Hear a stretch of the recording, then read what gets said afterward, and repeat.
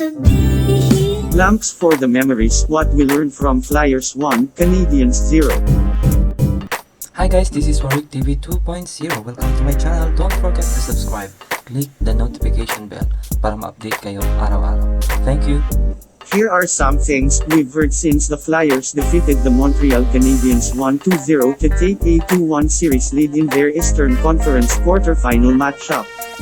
There was plenty of that reaction on Twitter after the game. This is just a small sample, and it befuddles me, really it does. When I Saturday down to write this analysis, I had a list of things I wanted to talk about and I will get to those shortly, but I can't, for the life of me, understand why there remains such anger and frustration for a team that is playing in the NHL playoffs and leads their opening round series 2-1. Maybe it's the fact that the Flyers haven't been relevant in the postseason for the past 8 years. Maybe it's because we grew accustomed to the Flyers failing in dramatic fashion and inventing new ways to lose games over the previous handful of seasons. Maybe it's because there is a whole new generation of fans who don't remember what it was like when the Flyers were considered the team to beat in the Eastern Conference.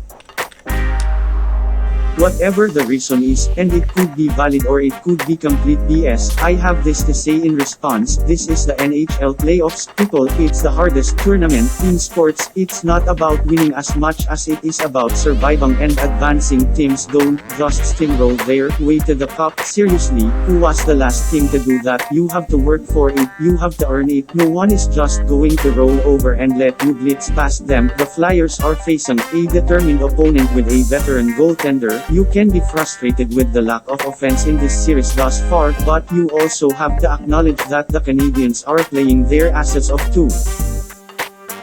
In a normal season, you can throw out the regular season records once the playoffs come around. Heck, we've seen number 8 seeds win the cup in the last decade. The last time the Flyers reached the final, they themselves were a number 7 seed who would have missed the playoffs entirely if they didn't win the shootout on the last day of the regular season. This, of course, has not been a normal season. A new playoff format was drawn up in the dirt with a stick and some bottle caps, and Montreal was able to sneak into the conversation despite seemingly being nowhere near the playoffs 5 months ago.